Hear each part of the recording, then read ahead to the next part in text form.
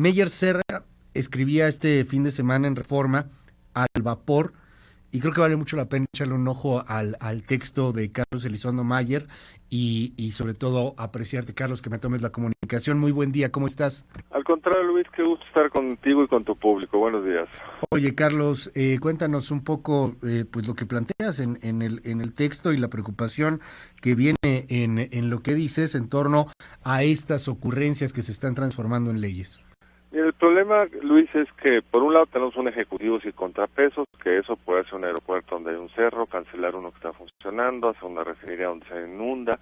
Eso es un problemón, pero es un problema del ejecutivo, que por supuesto si tuviera contrapesos, en el propio legislativo habría más margen para, desde el punto de vista presupuestal y otros, tratarlo de acotar, porque el presupuesto pues, tiene que ser aprobado por la Cámara de Diputados.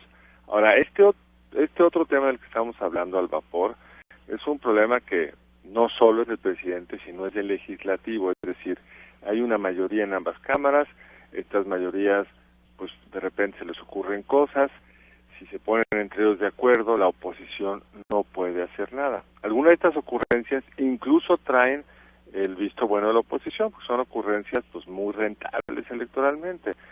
Suena muy bien decirle a los que estamos haciendo home office que ahora nos van a pagar la luz y el internet nuestros patrones. Se oye bien, pero es toda una complicación a unos empresarios que de por sí están pues con los problemas propios de la pandemia. Quizá no es el momento para hacer una cosa como esa, pero pues, como no hay un proceso legislativo ordenado, de repente salimos con esa. Pero luego hay muchas otras, Luis. En efecto está esta que discutían sobre el modificar la ley del Banco de México que permitiría o los mandataría comprar dólares en efectivo. Yo estuve revisando para hacer este artículo y solo encontré que en Paraguay el Banco Central tiene una responsabilidad análoga y es un problemón, porque ya no sabe qué hacer con los dólares, poco distinto porque en Paraguay el dólar es moneda de uso legal, digamos, pero en fin, es el mismo problema. Los bancos centrales no tienen la infraestructura para andar guardando billetes en efectivo, amén de todos los riesgos que ya mencionaba. Con la salvedad, perdón que te interrumpa, de que en Paraguay no tienes el tema del crimen organizado tan no, sí lo pululante tienes, como tienes aquí, un ¿no? temor de crimen organizado, es parte del problema. Claro. Se vive. Pero en fin, ese es el problema más de fondo en el caso nuestro y tienes razón.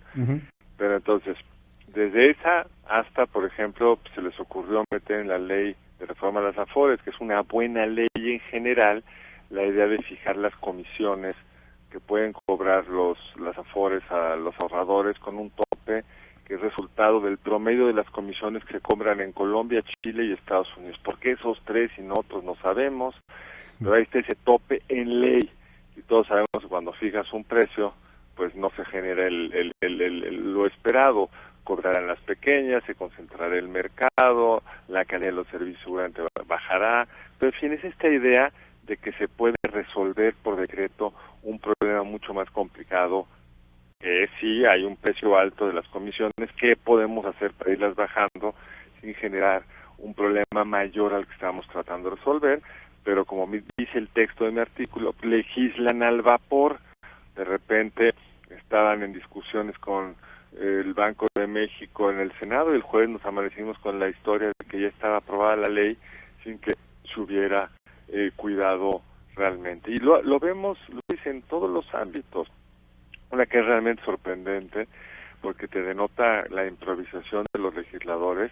Recordarás que cuando la Suprema Corte, en una decisión muy rara, aprueba la consulta popular, aunque les cambia la pregunta, para ver si queremos que se juzguen los delitos del pasado, como quedó en la pregunta que estipuló la Suprema Corte, inmediatamente en el Congreso decidieron publicar la ley que daba por inicio la consulta popular, pero no se fijaron que en el momento en que se publica la ley, arranca la consulta popular, y cuando arranca la consulta popular hay una serie de acciones del gobierno en materia de comunicación que no se pueden hacer. Entonces de repente repararon que eso implicaba que el presidente ya no iba a poder estar haciendo mañaneras, ya no iban a poder estar haciendo publicidad oficial, porque así lo mandata la ley una vez que arranque el proceso de consulta popular. Se dieron cuenta a la mitad, días después, pues cambiaron la ley, porque como todo lo pueden hacer al vapor, pero van legislando con prisa y sin realmente darse cuenta cuáles son las consecuencias, o teniendo consecuencias no para el bien de todo el país detrás de sus propuestas. Ahora bien, hay algo que me brinca mucho que dices en el artículo y que coinciden pues también muchas plumas, muchos analistas, en el riesgo de perder la mayoría para el 2021. Podemos esperar lo que resta del 2020 más lo que viene en el 2021, o una vez que venga el último periodo, pues muchas ocurrencias. O sea, el decir en una de esas la perdemos, es el momento de poder legislar lo que queramos sin ningún contrapeso, y eso es muy peligroso porque sería algo desbocado, sería ya entrar sin ningún tipo de racionalidad y con el objetivo de cambiarlo antes de que llegue pues una oposición que pudiera medio hacerles ahí un contrapeso. En efecto, yo veo dos riesgos, de hecho, Luis, como menciono en el párrafo final del artículo. Uno es el que tú dices, se va a perder la mayoría, o hay ese riesgo, esa percepción. Es el momento de sacar, no solo desde el punto de vista del legislador en específico, sino de la cuarta transformación, del presidente López Obrador, qué cosas me faltan.